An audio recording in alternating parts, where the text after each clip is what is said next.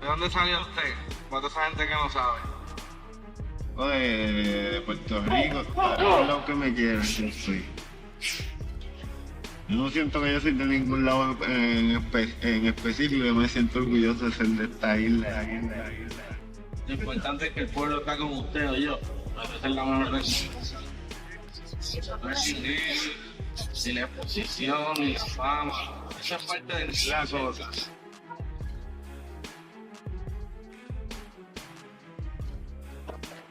We're preparing for, probably his biggest fight to date. It's been a long journey, throughout the years. I've been training Xander since he's about 11 years old, 11 or 12. He's coming on 22, and it's, the journey's been long, but we're culminating now with what his dream was, and that was to become, a champion. Mientras corremos, los ojos se van a quedar en esta loseta.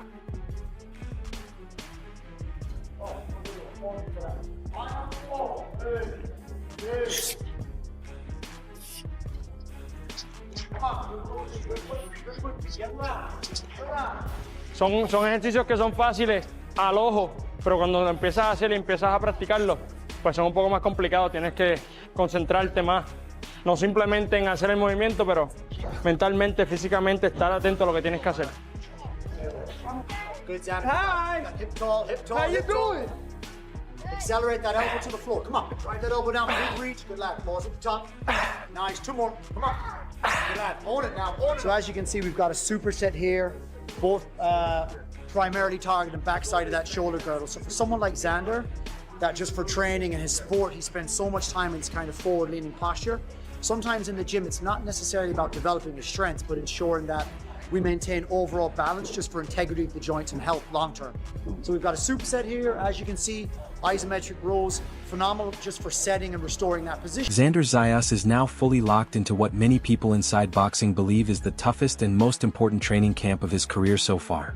As the fight with Jaron Ennis continues drawing closer, the pressure, attention, and expectations surrounding Zayas have reached another level entirely. Fans, analysts, and former champions are... He gives 100% to whatever he does, whether it's in the ring, outside the ring, it doesn't really matter. I mean, as you can see today, he takes charge of certain things, and he took charge of the workout today, which you don't get with many guys. They're always waiting to be told. And Xander's one to take that, he takes action without being told. Meanwhile, those working closely with Zayas understand exactly how serious this challenge really is. Members of his camp reportedly view the matchup with Ennis as one of the most dangerous. Is, the person that he's fighting who, this is no walk in the park. The person he's fighting earned his world title shot the same way Xander did. I believe he's going to bring everything he has, and I believe that he's going to leave it all in the ring. And I think that the one thing that we know here is we don't overlook anything. We have a tremendous amount of respect for what he's going to bring in there, but we also know what Xander's going to bring in there. But while Zayas continues gaining momentum throughout training camp, Jaron Ennis is preparing with the mentality of a champion who feels he still has something to prove. Despite already...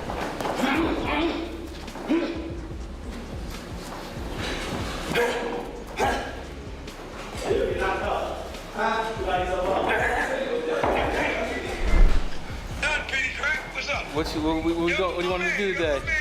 There go my man right there. What's up, buddy? What's going on? What we doing today? Like we normally do. Alright. Shadow box 3-4 rounds.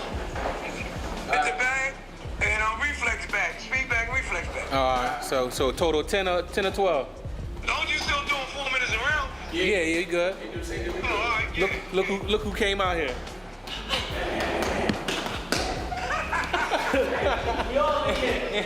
Time to look down. Yeah. Better with the CBG order. I told you earlier. Gotta get the CBG order. 2 McChicken cheese, add the next sauce, add cheese. We go medium fry. Right now I gotta go medium high C because I'm in camp. If I was outside of camp, I'd go medium Sprite or Coke. That's the benefit of fighting at 154.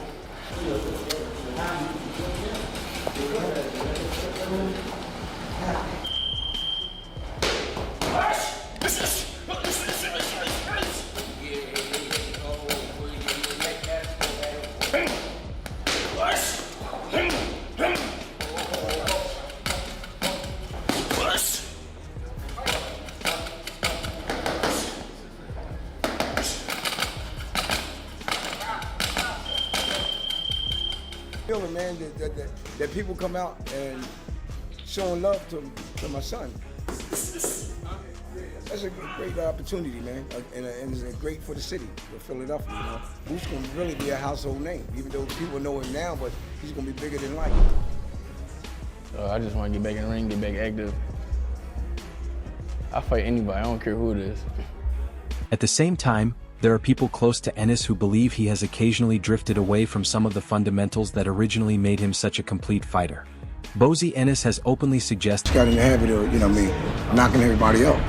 You know what I mean? Then you forget, we got you there. That jab, use that jab, and boxing move. You know what I mean? He was doing it though, but he wasn't doing it like he normally do. You seen some of his fights, and you know what I'm talking about. He got so, I think, hung up on knocking, guys out, and then he found out you can't punch. He don't care about you touching. You know what I mean? But I want to get away from that. You know what I mean? As anticipation for the matchup continues growing, more boxing legends are beginning to weigh in with their opinions on whether Zayas is truly prepared for a challenge of this magnitude. Roy Jones Jr. believes Zayas has already... If you're a two-time world champion across the board already, you're ready. If you're not ready, you shouldn't have got them two titles if you weren't ready. So if you got two titles, I don't want to hear that you're not ready. You better be ready because you're two-time world champion. You got two of the belts in the weight class. Everybody in the weight class want that. So you're behind, better. That contrast between youth and experience is exactly what makes the fight so intriguing to analysts across the boxing world. Timothy Bradley sees Zayas as a far more complete and dangerous challenge for Ennis than many fans are realizing. Bradley has praised Zayas for his physical size, composure, ring IQ, timing, and ability to create openings. He getting in there with a young gun, man, just as hungry and energetic as he is. You understand that? Bigger than he is. Probably just as strong as he is. High boxing IQ, just as well as he does. Got skills, good counterpuncher, good legs, good movement. Can throws in bunches, got a left hook, which is the punch that Boots get hit with most. That uncertainty surrounding the matchup only increases the tension and excitement attached to the fight.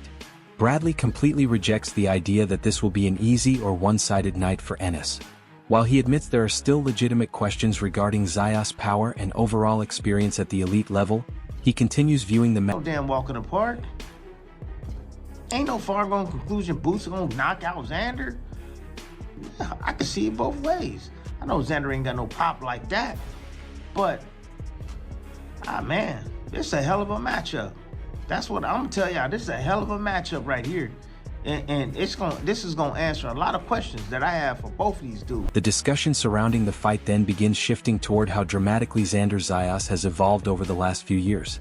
Max Kellerman believes the version of Zayas entering this matchup looks completely different from the young prospect who first attracted attention earlier in his career. Kellerman points toward Zayas' recent performance. He was so precocious. He was such a young fighter when we first saw him.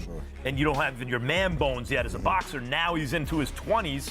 Maybe a different fighter. What do you think of the matchup? No, absolutely. I think in his last performance in Puerto Rico, he showed that boxing ability. Nice jab, nice movement, good stamina, endurance. And he's a big dude, man. I went for a jog with him in Puerto Rico. Still, not everyone is convinced the timing of the matchup is ideal for Zayas. Coach Greg Hackett respects the young contender's talent and acknowledges the progress he continues making, but he still believes a fight against Ennis may be arriving slightly too early in his development. In Hackett's opinion, Ennis I like Xander. Xander's a good fighter. I like Xander. I just think that Xander don't know enough. And take a fight like this. I mean, granted, you get in this game, you in this game to be the best. But I don't think he's ready for a fight like this. I mean, Xander's good, he can fight, but he's still a kid, still a baby, still in learning stages right now. Unified champion, though, right? He is. Big kid. Seems like he's getting better each and every fight. And I agree, but Boots and careers, man. The risk attached to the fight becomes harder to ignore the more analysts study the matchup closely. Roy Jones Jr. believes Zayas absolutely has the talent and natural ability necessary to challenge someone like Ennis. but he still views the fight as an enormous gamble at such an early stage of Zayas' career. Trains all the time in Florida from your whereabouts. Xander Zayas, man. What do you think? Do you think he could beat Boots Ennis? Well, if anybody can beat him, but that's a hell of a task he's taking on at an early age too, you know what I mean? So I would have liked to see him wait just a little bit longer, get a couple more fights in, but sometimes when the money calls, the fight has to happen. Money called, the fight gotta happen. So. The stakes surrounding the matchup continue becoming even larger as more boxing legends discuss what the result could mean for the future of the division. Roy Jones views the fight between Ennis and Zayas as a collision between two elite fighters meeting at exactly the right moment in their careers. According to Jones, the winner could establish himself as the clear face of the division moving forward. That fight should dominate the junior middleweight division for a little while, because those are the top two guys of the division.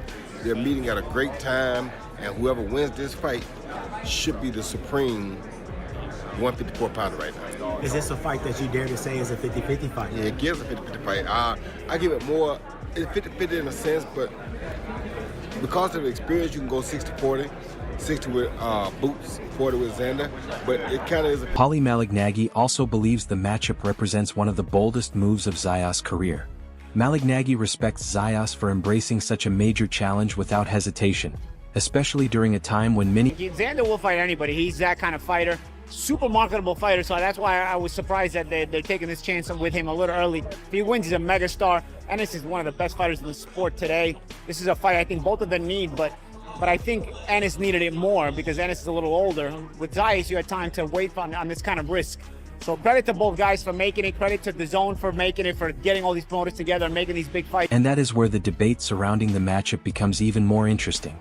Tim Bradley believes Ennis still holds clear advantages in several key areas, including overall sharpness, ring intelligence, speed, and quickness.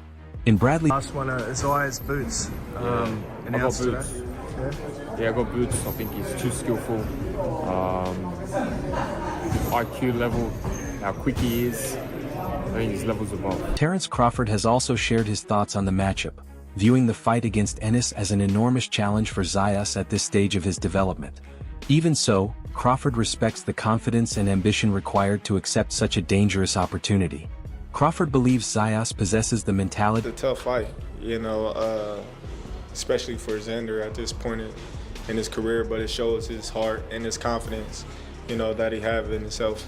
And he's ready to go make history for his country. And he's going to do real well in that fight.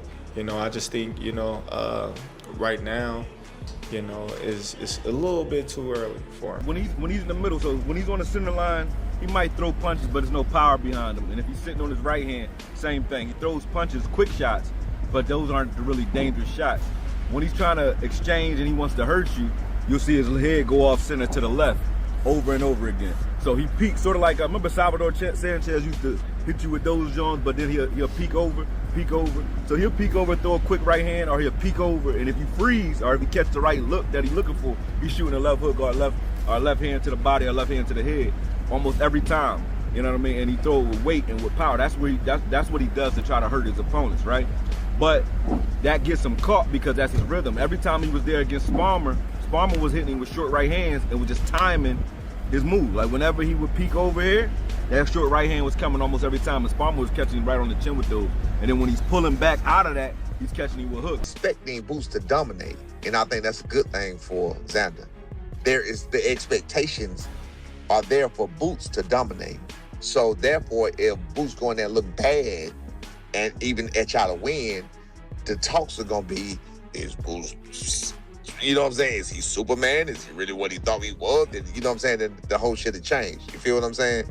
I really think he's gonna look regular. I think he's a good fighter, but I think he's not fucking special. I don't know no special fighters out there right now. Like Xander's positive about himself, man. He sounds very confident. I talked to him and he's very confident, very positive. So definitely gave him a shot, man. You know, Boots has never been in that division for long. You know, only one fight in one round, so it could make a big difference. Xander's a big boy, man. Xander's a big boy that might be looking to moving up to 160, in the near future. So it's gonna be an interesting fight.